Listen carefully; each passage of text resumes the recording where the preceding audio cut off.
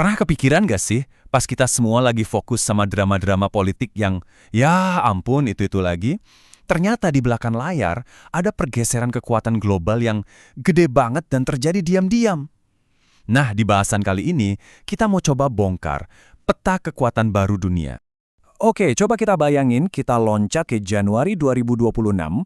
Kalau kita buka portal berita yang muncul di halaman depan itu ya drama-drama lama yang udah sering banget kita lihat, konflik geopolitik yang rasanya nggak ada habisnya. Misalnya aja, Amerika Serikat lagi-lagi sibuk dengan aksi-aksi militernya, intervensi di Venezuela, atau mungkin serangan udara di Nigeria. Ini tuh tipe berita yang wah, yang heboh, yang pasti langsung jadi headline di mana-mana. Terus di sisi lain ada Rusia. Mereka masih setia mainin kartu andalannya, energi fosil. Semua manuver politiknya ya ditenagai sama ekspor minyak dan gas. Benar-benar jurus klasik dari sebuah petrostate. Tapi, nah, ini dia intinya. Sementara semua orang lagi sibuk nonton pertunjukan kekuatan yang berisik ini, di belakang panggung, Tiongkok lagi memainkan permainan yang sama sekali berbeda. Jauh lebih senyap, tapi mungkin jauh lebih strategis. Dan strategi senyap inilah yang diam-diam melahirkan sebuah model negara adidaya baru. Sebut saja, Kerajaan Elektrohijau. Biar kebayang, coba lihat perbandingan ini. Dulu kita kenal istilah petrostate, negara yang kuat karena punya minyak, contohnya Rusia. Nah, sekarang muncul model baru yang dipelopori Tiongkok, yaitu elektrostate. Kekuatannya bukan dari minyak bumi, tapi dari dominasi teknologi listrik hijau. Jadi apa itu elektrostate?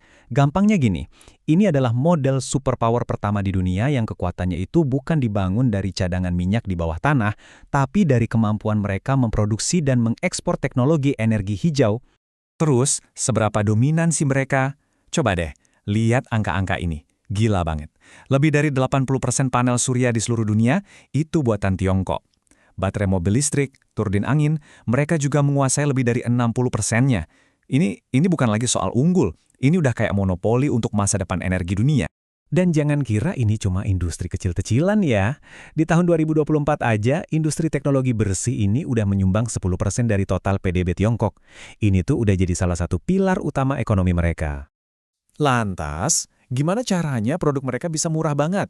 Simple, mereka sengaja produksi jauh lebih banyak dari yang mereka butuhkan sendiri. Nah, kelebihan produksi atau overcapacity inilah yang kemudian mereka ekspor ke seluruh dunia dengan harga yang super kompetitif. Oke, jadi mereka punya pabrik raksasa. Pertanyaannya sekarang, bagaimana dominasi manufaktur ini mereka ubah jadi pengaruh politik global? Begini caranya. Karena mereka lagi agak bersih tegang soal dagang sama Amerika dan Eropa, Tiongkok cerdik. Mereka putar haluan. Banjir ekspor teknologi murah mereka ini dialihkan ke negara-negara berkembang, ke Asia, Afrika, Amerika Latin, atau yang biasa disebut Global South. Biar lebih jelas kita ambil contoh di Afrika aja. Pengaruh Tiongkok di sana itu dibangun di atas 3 pilar utama yang saling terhubung. Mata uang, yaitu yuan, energi surya, dan tentu saja dunia digital.